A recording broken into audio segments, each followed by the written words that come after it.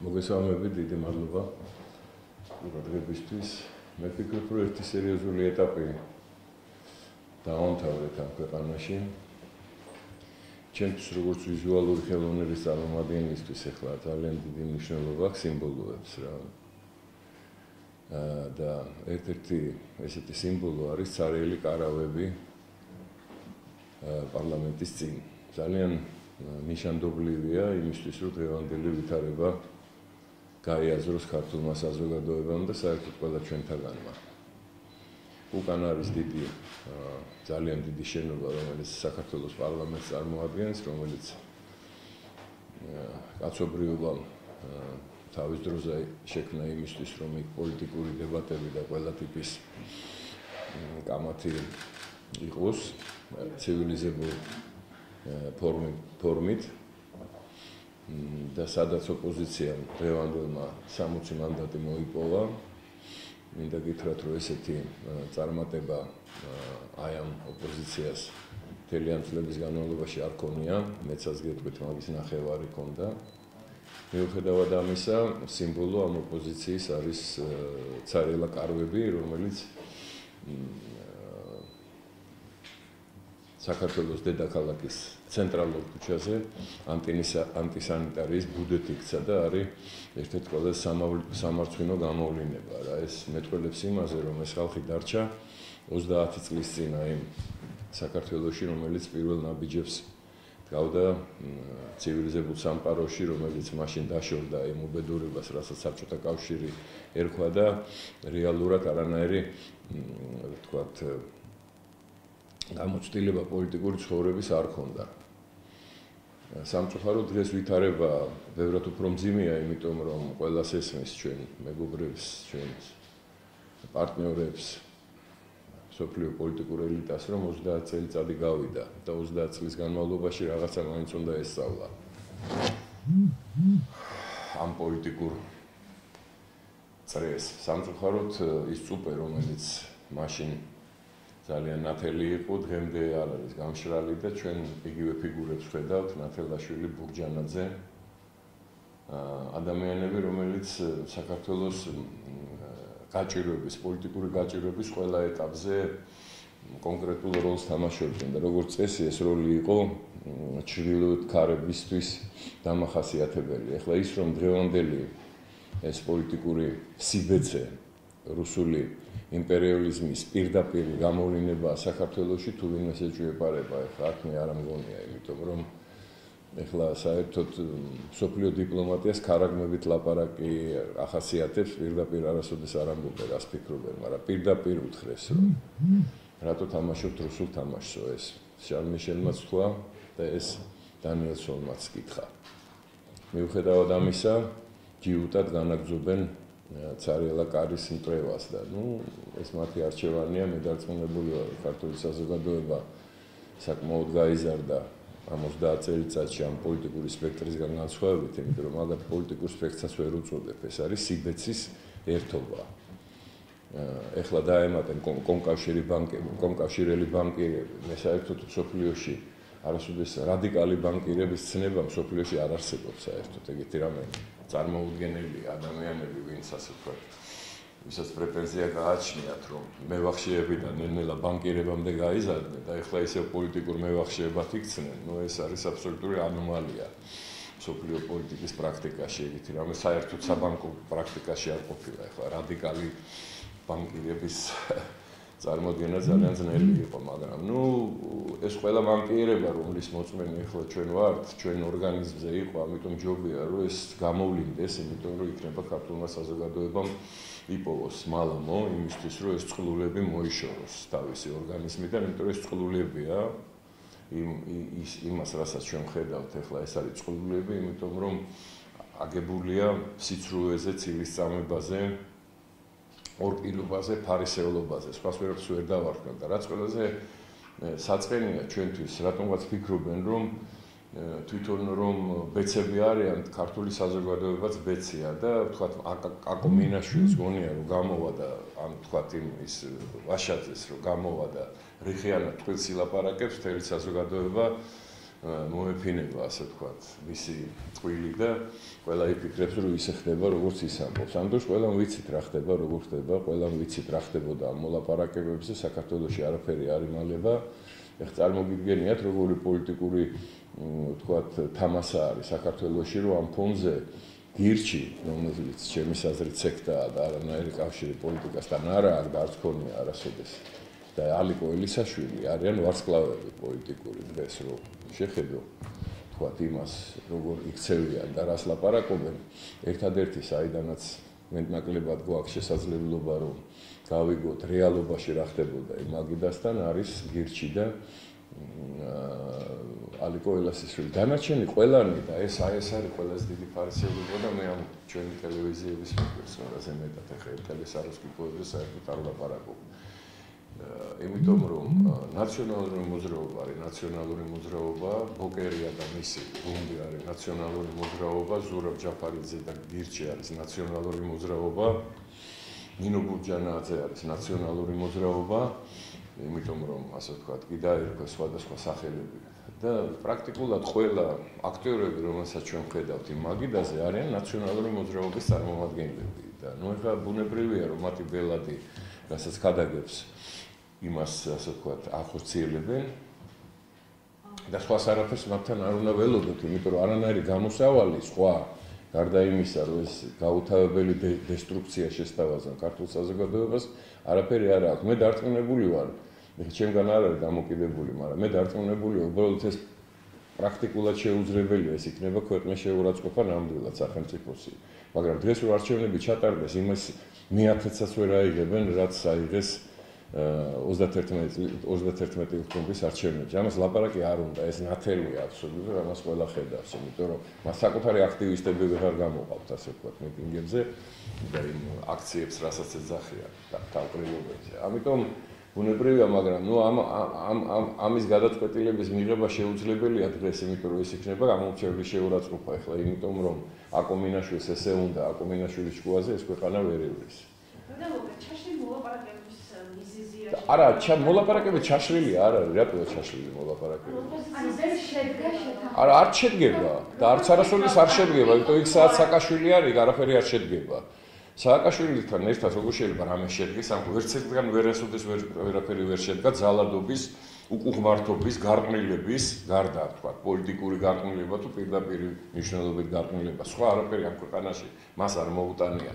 დღესაც ეს დგას სათავეში ამ მოძრაობის, რასაც ვთქვათ, სიბნელე ქვია. ამიტომ ბუნებრივია, რომ არაფერი არ ჩაშლილა. რატო ჩაიშალა მოლაპარაკებები? მოლაპარაკებებმა ყველაფერი დაალაგა თავის ადგილას. აქ არის რეალური, ასე ვთქვათ, მოწონს თუ არ მოწონს ქართულ საზოგადოებას, ნაწილს მოწონს, ნაწილს არა. მე ასჯერ მაქვს ნათქვამი, რომ ყველასათვის მოსაწონი ხელისუფლება არ არსებობს და საერთოდ მუდმივად მოსაწონი ხელისუფლებაც არ არსებობს. არც ერთ ქვეყანაში არ არსებობს. აგერ ისრაელში ნახდებათ რა ხდება. ნეტანიაჰუს ხან აირჩევენ, ხან გადაირჩევენ, ხან სასამართლოა, ხან კორუფციაში ბრალსდებენ და არის გაწია გამოწია. იგივე არის საფრანგეთში, სარკოზი მაგალითად დღეს მსჯავრდებულია და ასე შემდეგ.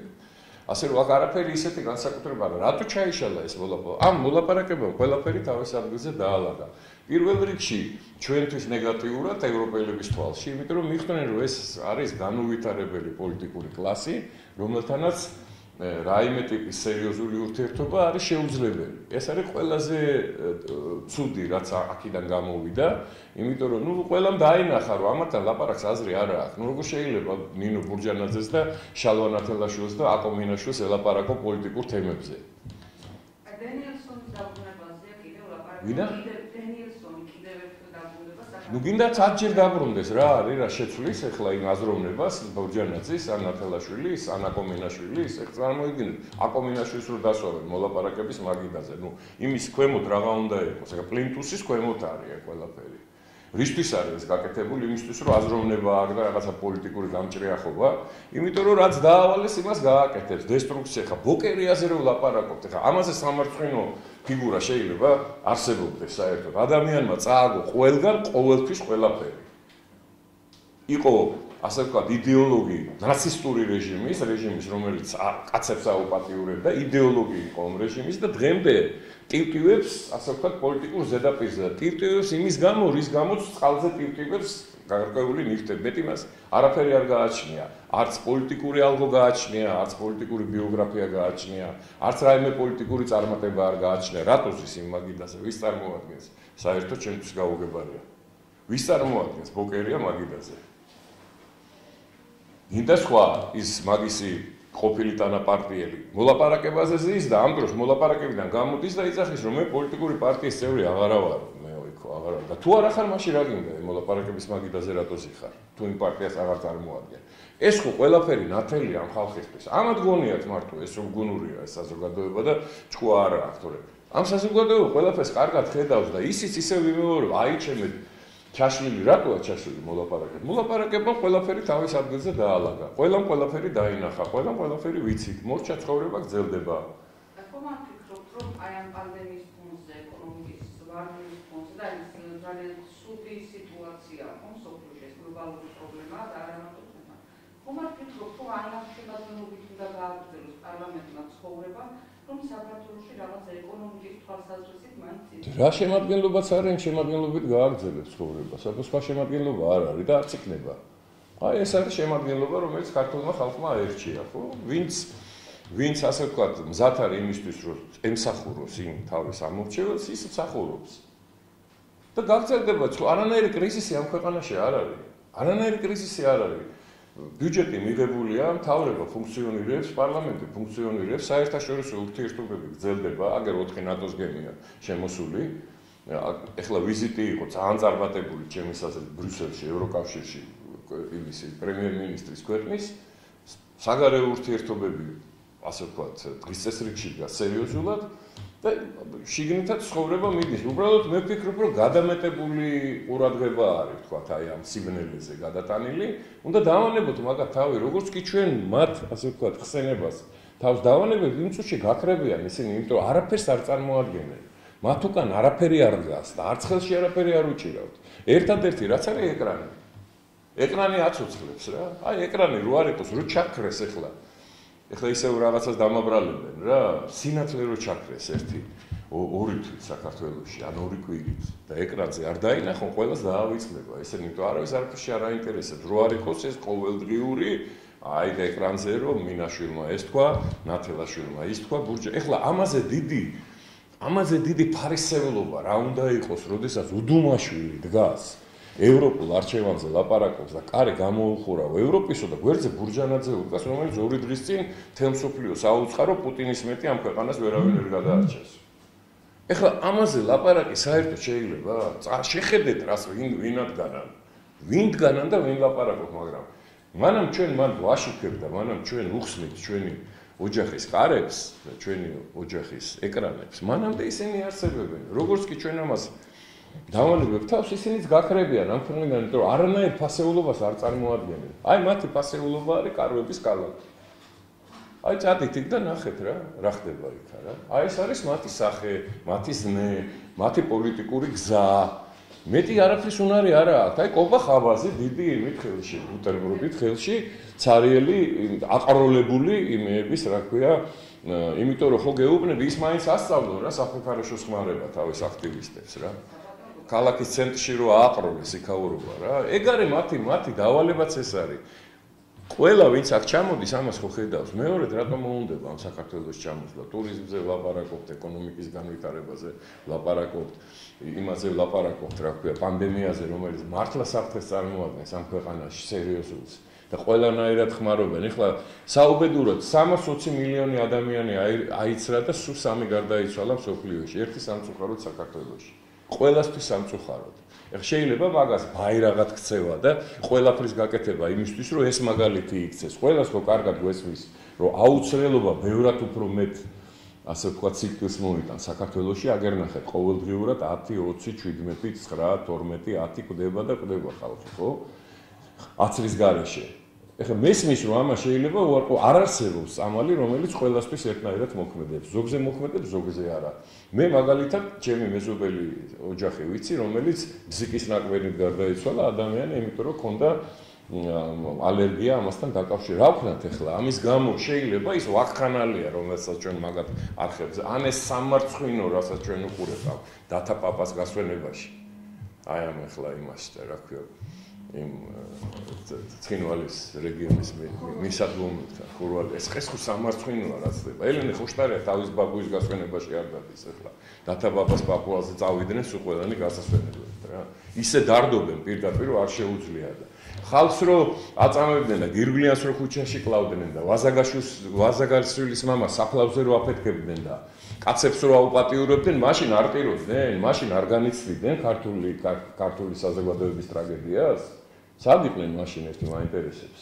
და იმაზე რა ქვია 26 მაისს სახურავებზე რო ხრიდნენ გვამებს. მაშინ გასვენებაში დადიოდნენ, დარდობდნენ ქართული საზოგადოების ტკივილს. ეს ხო ფარისევლობაა სულ ყველაფერი. როდემდე უნდა უყუროთ ამას, მე მიკვირს. როდემდე უნდა აიტანოს ეს წყლულები ქართულმა საზოგადოებამ თავის რამდენი წელი შეიძლება ამ ფლიდნად იმას არაფერს მახნის ნულოვანი კაც ნატელაშვილის ყურებას და სმენა შეიძლება? ჩვენ ხო ყველა ამ დესტრუქციას ხო უყურებთ და საიდან მოდის ეს დესტრუქცია? ეს ხო ყველამ კარგად ვიცი. ერთადერთი ქვეყანაა მსოფლიოში, რომელსაც დღეს და ეს ისე ნათლად როგორც არასდროს გამოჩნდა. მთელი მსოფლიო ცდილობს რომ საქართველოს სტაბილიზაციაში ასე ვთქვათ შეინარჩუნოს ყველა ვირჩევს და გვეუბნება რომ ნუაურევთ საკუთარ ცხოვრებას, იმიტომ რომ ძალიან დიდი საშიშროება. აგერ გაიხედეთ გვერდზე რა ხდება. როგორი დაძაბული არის მსოფლიო, როგორი დაძაბული პოლიტიკური ვითარებაა. ეხლა ისეთი დაპირისპირება, მე ცივი ომის მერე ამერიკას და რუსეთს შორის ესეთი დაპირისპირება აღარ მახსოვს.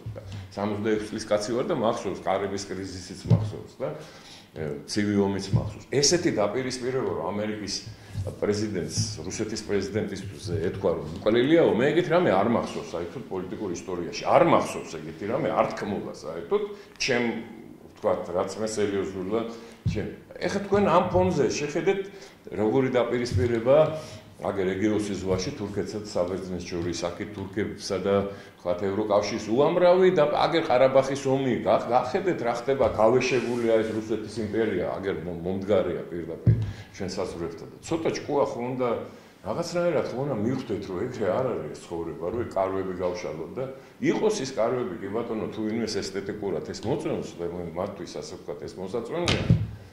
Ну რა უყოთ ახლა მე მახსენებს უბრალოდ საქართველოს ისტორიას. აი დაახლოებით ეგ დღეში ვიყავით ხოლმე სტუმრები რომ მოვიდოდნენ, გაგვიშლიდნენ კარვებს აი ქუთაისში ვთქვათ გელათთან. აი ურდოები აი ესე მოდიოდნენ. ეხლაც ურდოა, ოღონდ შიდა ურდოა რა. შიდა ურდო დგას და ყრნის და აყროლებს თელ ამ ქვეყანას. აქაც და საზღვარგარეთაც და ну ევროკავშირი ნუ გიყურებენ, ფიქრობენ, გასაგებია რომ დიდი ისტორიის მქონე ქვეყანა, რაღაცა სფეროებში წარმატებები აქვს, განათლება, კულტურა აქვს დიდი, მაგრამ დღეს ეს არის დაბიო პოლიტიკური ფენა, ძალიან დაბიო პოლიტიკური ფენა, რომელსაც ვერაფერს ვერ ვაგებინებთ რა. ისიც გაუგზავნეთ, ესიც გაუგზავნეთ, ისიც უთხარით, ესიც უთხარით.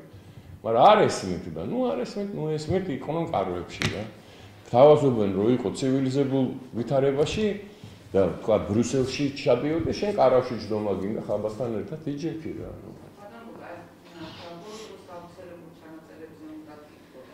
ძალიან აქტიურად ხსენდება ეს ფარული ჩანაწერები სუსიდან, სამისტროდან გამოსული რაღაცებით ფათემა, მაგრამ როგორ ფიქრობთ ეს რამდენად დგას რეალობასთან და ჭეშმარიტებასთან და ეს არის თუ არა ძალოვანი სტრუქტურების სისუსტე? ესე იგი მე ამნეზია ხო არ აქვს ჩვენ რაღაცა ხანდახან მეკვირს ხოლმე რა ამ საზოგადოებაში ცხოვრობთ სადღაც იმაში. ჩვენ ხო ძალიან კარგად ვიცით ყველამ როდის არის გადაღებული და როდის არის ჩაწერილი. რა შეაშია სუსმა ჩაიწერა იმისი რა ქვია ღარიბაშვილის და დერა ივანიშვილის ლაპარაკი. ხო ვიცით რომ სუს არ ჩაუწერია. ჩვენ ხო ვიცით ვისი არქივიდან გამოდის გაუთავებლად ეს ფარული ჩანაწერები, ვინ აკეთებდა ამას? სააკაშვილი, მერაბიშვილი, ბოკერია. ეს ხო ყველაფერი იქიდან მოდის. რომელიმე ახალი ჩანაწერი, როდის მე გაგვიგია ჩვენ ამ დინახია სადმე? ეს არის ყველა ის კი ბატონო, ეს არქივი რო ქონდათ, მე ბევრჯერ ამბობდა, რატო გავიწყდებათ? ვანო მერაბიშვილი თავისი კაბინეტიდან რო გავიდა 1000-ობით ჩანაწერი დატოვა შემთხვევით, სეიფში. შემთხვევით დარჩა. არ ახსოვდა რომ მიდიოდა რომ ეს იკვდებს, ხო? ეს იყო ნიშანი პირდაპირ ყველასთვის რომ აი ყველა ვინც ჩაწერილი, იმიტომ მე დარწმუნებული ვარ რომ ეს ხაზარაძეები, მაზარაძეები, ეს ვითომ ოპოზიცია დღეს სულ ყველანი დაშანტაჟებულები არიან, იმიტომ რომ ეგეთი უგუნურება, ეგეთი კრეტინიზმი მე ვერ წარმომიდგენია რა, რომ ეხლა ამხელა ბანკი ააშენეს ადამიანებმა, ამხელა ფული იშოვეს ამ გაძვალყავებულ ქვეყანაში, ხო? რაღაცა ელემენტარული გონება, ელემენტარული მაგისტრის რომ უნდა გქონოდა, ხო?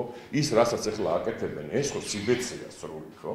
მე დარწმუნებული ვარ, გამოვიდა სააკაშვილი და თქვა რომ ვიწერდითო, რა თქმა უნდა ვიწერდითო. იწერდე და ეს როდის იყო ნათქვამი, რამდენი ხანია 100-ჯერ მაქვს ეს გამეორებული, რომ ის დევს ყველა მათგანზე დევს ჩანაწერი.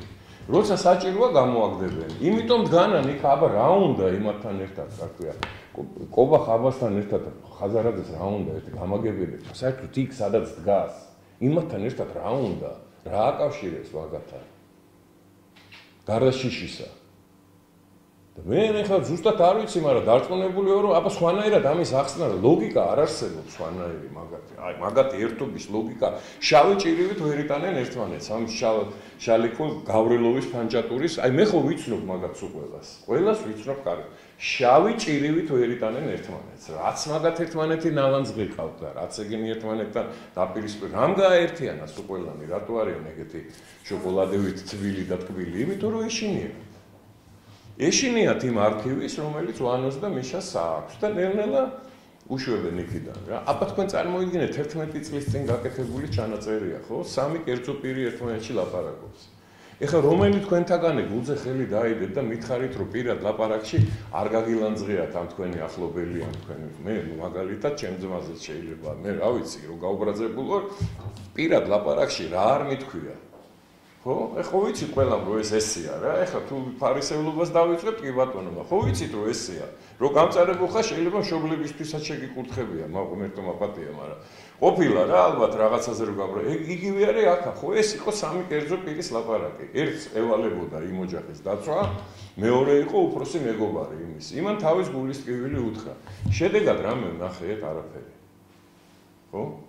და იქ ერთმანეთში რა ელაპარაკეს, რა მნიშვნელობა და რა ჩანაწერი, რა ფარულიჩა და რა გითხრა ამ ჩანაწერმა, რომ ბილწიფოლობას ხმარობენ ქართველები, მე ისედაც ვიცოდი რა თქმა მაგას ეს ჩანაწერი, რა ვიცით, რომ შეხედეთ იმაში ჩაიხედეთ Facebook-ში რა ხდება.